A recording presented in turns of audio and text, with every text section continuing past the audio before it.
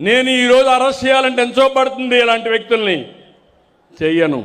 చట్టం దాని పని చేస్తుంది తప్ప నేను ఎప్పుడు కూడా తప్పు చేయను. నేను తలుచుకుంటే నిన్ను ఇప్పుడే అరెస్ట్ చేయించగలను. ఇలాంటి వ్యక్తులను అరెస్ట్ చేయాలంటే నాకెంతసేపు పడుతుంది? జగన్ని తాను ఇప్పుడైనా అరెస్ట్ చేయించగలనని ఏపీ సీఎం చంద్రబాబు బహిరంగంగా చెప్పిన మాటలు ఇవి. ఆ రోజు కోసమే టీడీపీ నేతలు కార్యకర్తలు వేయి కళ్లతో ఎదురు చూస్తున్నారు. వైసీపీ అధినేత మాజీ సీఎం జగన్ అరెస్ట్ అన్నది తెలుగు రాష్ట్రాల్లో చాలా కాలంగా హాట్ టాపిక్గా నడుస్తూనే ఉంది. వైసీపీ 2024 ఎన్నికల్లో దారుణంగా ఓడిపోగానే జగన్ని ఇక జైల్లో వేయటం ఖాయమని టీడీపీ కార్యకర్తలంతా డిసైడ్ అయిపోయారు. జగన్ని లిక్కర్ స్కామ్లో అరెస్ట్ చేస్తారా, బాబాయ్ వివేక హత్య కేసులో అరెస్ట్ చేస్తారా, పాత అక్రమార్జన కేసుల్లో మళ్ళీ జైలుకు పంపిస్తారా, అసలు ఏ కేసుల్లో జగన్ని అరెస్ట్ చేస్తారో అనే డిస్కషన్ తెలుగు రాష్ట్రాల్లో ఎప్పుడూ జరుగుతూనే ఉంటుంది. ఏపీలో కూటమి సర్కారు వచ్చి 2 సంవత్సరాలు అయిపోతుంది. జగన్ అరెస్టు కాదు కదా, కనీసం ఎఫ్ఐఆర్ కూడా చేయలేకపోయింది చంద్రబాబు సర్కార్. ఇప్పుడు హఠాత్తుగా చంద్రబాబు నిన్ను అరెస్టు చేయటం కష్టమేమీ కాదు అంటూ కామెంట్ చేయటం వెనుక వ్యూహం ఏమిటి అనే డిస్కషన్ ఇప్పుడు నడుస్తోంది. నేను ఈరోజు అరెస్ట్ చేయాలంటే ఎంతో పడుతుంది. ఇలాంటి వ్యక్తుల్ని చెయ్యను. చట్టం దాని పని చేస్తుంది తప్ప నేను ఎప్పుడు కూడా తప్పు చేయను. ఎవరు ఎలా చర్చించినా వైసీపీ అధినేత అరెస్ట్ అంత తేలిక కాదు. దీనికి ప్రధాన కారణం ఏపీలో పార్టీలు, వాళ్ళ అధినేతలు అందరూ బీజేపీ కంట్రోల్లోనే ఉంటారు. ప్రధాని నరేంద్ర మోదీ, హోంమంత్రి అమిత్ షాని కాదని ఎవరూ పెద్ద నిర్ణయాలు తీసుకునేందుకు సాహసించలేరు. జగన్ని ఏ కేసులోనైనా అరెస్టు చేయాలంటే అందుకు ఖచ్చితంగా మోదీ గ్రీన్ సిగ్నల్ ఉండాల్సిందే. 2023లో స్కిల్ డెవలప్మెంట్ కేసులో జగన్ సర్కార్ అప్పటి టీడీపీ అధ్యక్షుడు చంద్రబాబును అరెస్ట్ చేసి 52 రోజులు జైల్లో పెట్టింది.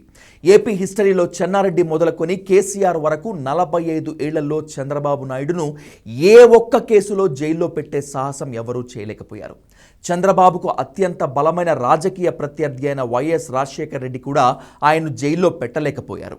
ఒక జగన్ మాత్రమే తెగించి ఎన్నికలకు ముందు తన రాజకీయ ప్రయోజనాలను కూడా పక్కన పెట్టి చంద్రబాబును అరెస్ట్ చేసి 52 రోజులు జైల్లో పెట్టారు. రాజకీయంగా తీవ్రంగా నష్టపోతానని తెలిసినా జగన్ తెగించారు.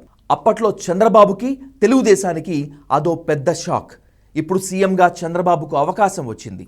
టీడీపీ, జనసేన నేతలు, కార్యకర్తలు జగన్ని చంద్రబాబు ఎప్పుడు లోపల వేస్తారా అని ఎదురు చూస్తున్నారు. కానీ చంద్రబాబు ఆ పని చేయలేరు. దానికి ఆయన చట్టం, న్యాయం, లీగల్ స్ట్రాటజీ వంటి పదాలు చెప్పి తెలివిగా తప్పించుకుంటున్నారు. 2019 నుంచి 24 వరకు తమను అష్ట కష్టాలు పెట్టిన వైసీపీ అధినేతను చంద్రబాబు బొక్కలో ఎందుకు వెయ్యరు అనే ప్రశ్న ప్రతి టీడీపీ కార్యకర్తని తొలిచేస్తోంది. కానీ జగన్ను అరెస్ట్ చేయాలంటే నిర్ణయం తీసుకోవాల్సింది చంద్రబాబు కాదు, ప్రధాని నరేంద్ర మోదీ. కానీ అది ఇప్పట్లో సాధ్యమే కాదు. కంటికి కన్ను, పంటికి పన్ను సిద్ధాంతాన్ని అమలు చేస్తున్న చంద్రబాబు కుమారుడు మంత్రి లోకేష్ జగన్కి జైలు రుచి చూపించాలని చాలా తాపత్రయపడుతున్నప్పటికీ ఢిల్లీ నుంచి గ్రీన్ సిగ్నల్ రాలేదు.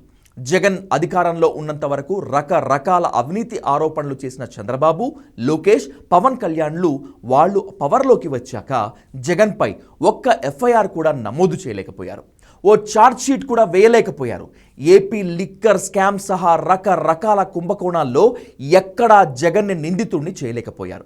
జగన్ బాబాయ్ వైఎస్ వివేకానందరెడ్డి హత్య కేసు రాజకీయంగా టీడీపీకి, జనసేనకి ఉపయోగపడిందే తప్పితే చివరికి సిబిఐ కూడా ఆ కేసులో జగన్ను కానీ ఆయన ఫ్యామిలీ మెంబర్స్ను కానీ నిందితులని చెప్పలేకపోయింది.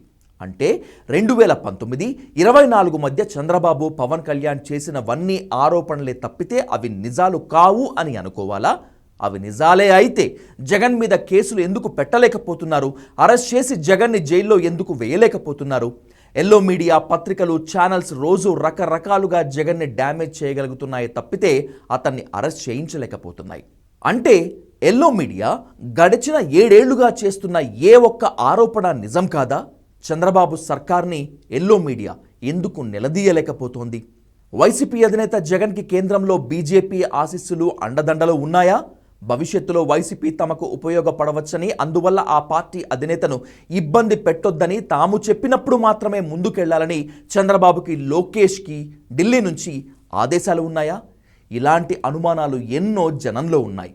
కూటమి సర్కార్ ఏర్పడగానే పాత అక్రమార్జన కేసులో జగన్ మళ్లీ జైల్లోకి వెళ్లిపోతాడని లోకేష్ తన రెడ్ బుక్లో రాసుకున్నట్లుగా జగన్పై రకరకాలుగా కేసులు పెట్టేస్తారని టీడీపీలో వందల వేల ఊహాగానాలు నడిచాయి.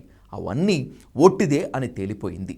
జగన్ని టచ్ చేయటం చంద్రబాబు వల్ల సాధ్యమే కాదని, ప్రధాని నరేంద్ర మోదీ, అమిత్ షా ఉన్నంత వరకు ఏపీలో కూటమి నేతలు జగన్ని ఏమీ పీకలేరని పబ్లిక్లో జనం ఓపెన్గానే మాట్లాడుకుంటున్నారు.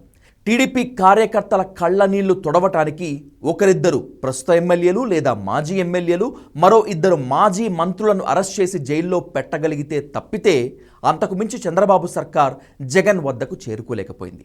రోజు టీవీలు, పేపర్లలో వైసీపీ, టీడీపీ, జనసేనలు తిట్టుకోవటం తప్ప జగన్ని నిందితుడిగా ఎక్కడా అరెస్ట్ చేయటం జరగలేదు.